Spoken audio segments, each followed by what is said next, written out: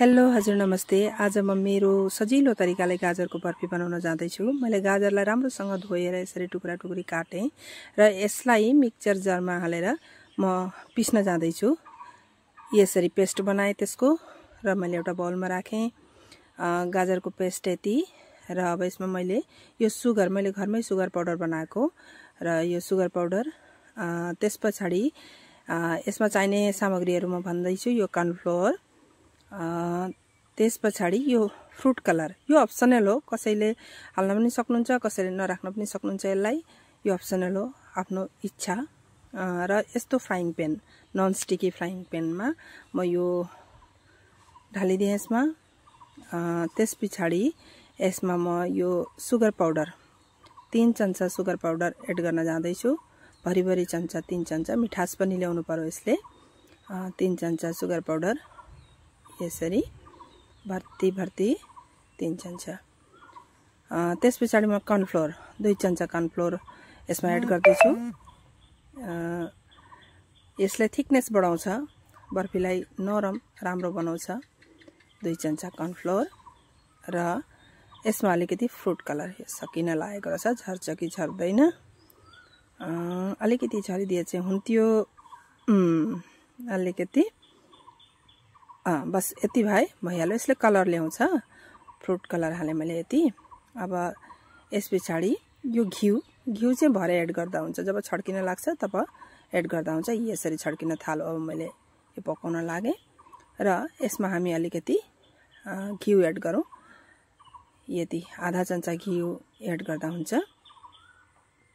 यसले राम्रो सेन्ट पनि ल्याउँछ, बर्फीलाई नरम पनि बनाउँछ, स्वादिष्ट पनि बनाउँछ। अब यतिको यो बाक्लो भयो। यतिकोमा मैले यो अमूल्य दुध पाउडर मैले यसलाई एड गरेँ, किनभने मैले दुधको व्यवहार गरेकी छुइनँ यसमा।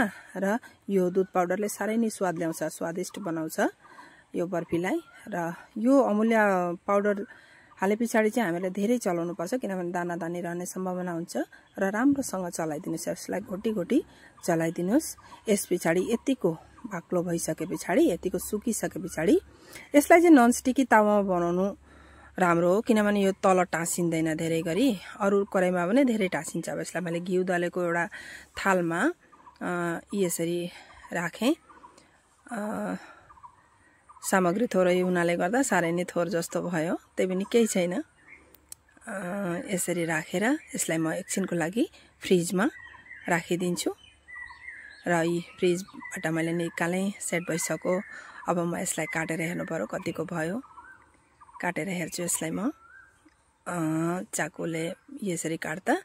हेर्नुहोस् कति साह्रो, 2टा हात लगाउनु पर्ने भयो, पुरै साह्रो भइसकेको छ। यसलाई अब म बर्फीको आकारमा, 4 कुने बर्फीको आकारमा यसलाई स्क्वायर साइजमा म काट्दैछु। यो अहिले गाजरको सिजन हो, साह्रै सस्तो पनि छ। अहिले मैले 30 रुपियाँ पल्ला गरेर गाजर भेटेँ र त्यसको फाइदा मैले उठाउन खोजेँ। हेर्नुहोस् यसरी मैले काटेँ। अब खाएर हेर्नु पर्यो, साह्रै नै स्वादिलो। मैले पकाएको भनेर भनेकी होइन, मैले हजुरहरूले पनि बनाएर हेर्नुहोस्। यसरी सजिलो पनि, न कोर्नु पर्यो, न हात छिल्ने, न केही गर्ने, साह्रै सजिलो। यसरी बनाएर खानुहोस्। यो हेल्दी पनि हो, यो घरमा बनाएको गाजरको बर्फी यो हेल्दी हो। बच्चालाई पनि खुवाउन सकिन्छ, ठुलाहरूलाई पनि खुवाउन सकिन्छ। र एकचोटि बनाएर खानुहोस्। मैले स्वादिलो भन्न खोजेकी होइन, साह्रै स्वादिलो हुन्छ। एकचोटि त्यो तरिकाले बनाएर खानुहोस्। मलाई पनि भिडियो पठाइदिनुहोस्। साह्रै स्वादिलो भयो।